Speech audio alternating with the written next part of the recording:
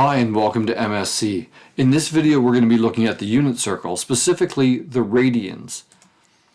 So by now you've probably seen the unit circle as part of a memory tool on looking for specific angles and reference angles, and probably started the process of memorizing the terminal points on the unit circle in terms of cosine values and sine values. And so what I want to look at here is how do we place on this, how do we place the radians around here to memorize the radians piece as well, right? So we probably know at this point that this is 30 degrees and that we have values here of cosine and sine. So the cosine of 30 is root 3 over 2 and the value of sine is 1/2, right? How do we then relate this to all of the radians, right? And you might have seen, okay, well this is a sixth of pi, and how do I remember this? So my suggestion is, when you're trying to memorize this or try to learn the patterns, is not worry about the whole circle, but worry about just half of the unit circle. So here's half of the unit circle, and I think this makes it a lot easier because the way radians works is we'll have a value of 0 radians here, and then we have a value of pi radians over here. And that is half of a circle. And so what that allows us to do is look at how the circle's been broken up. And you can see these pi pieces here. They are 30 degree wedges, and there are 3 of them here and 3 more. We also have it division into quarters as well. I'll start with just the wedges that are 30 degree wedges along these lines here. So with this in mind, we can see, okay, well, if I divide this into 6 groups, 1, 2, 3, 4, 5, again, ignoring that middle line, 6, well, then we can see by the time I get to here, I am definitely at pi over 6. I'm a sixth of the way. And then when I get over to here, I'm now 2/6. Well, 2/6 of pi can be reduced to a third.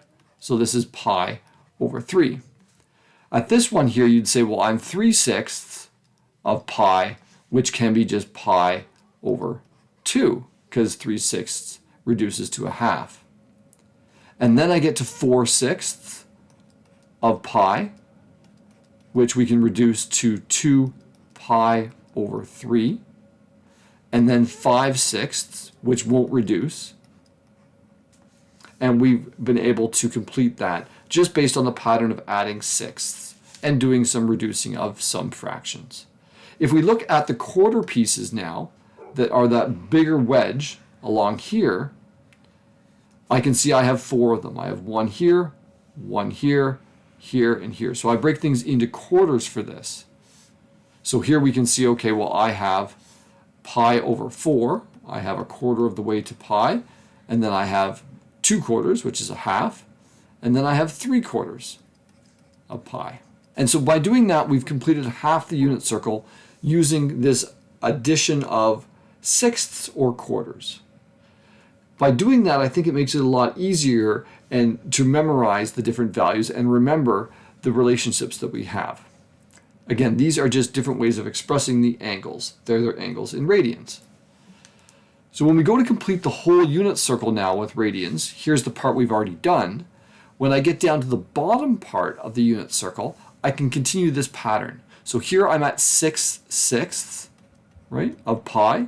If I add 1 more, I'll be at 7/6 of pi. I'm going to skip over this one just like I did above, and then I'm at 8/6. Well, 8/6 of pi, we can reduce to 4/3 of pi. And then I'll be at 9/6, which can reduce to 3/2 pi. And then I will be at 10/6, which would be 5/3 pi. And then 11/6, which will not reduce. Again, it was 1/6, 2/6, 3/6, 4/6, 5/6, 6/6, 7/6, 8/6, 9/6, 10/6, 11/6, and all the way back here to 12/6, which would be 2 pi. Doing the quarters, we can continue the same pattern. 3 quarters, 4 quarters, which is 1, and then I have 5 quarters. 6 quarters we've already done, and then 7/4 of pi before I get back to the 2 pi. So I really think dividing it into the top half, dealing with that, breaking it into fractions of a whole, even though it's a semicircle, and then continuing around the bottom is the best pathway forward for helping you with the radians. The unit circle does have the benefit of once you've completed the angles and terminal points, then you can relate the radians to the degrees, to the cosine and sine values, and that can be very helpful. I hope this video has been helpful. If it has, please consider liking the video and subscribing to the station. And as always, thank you very much for listening and watching.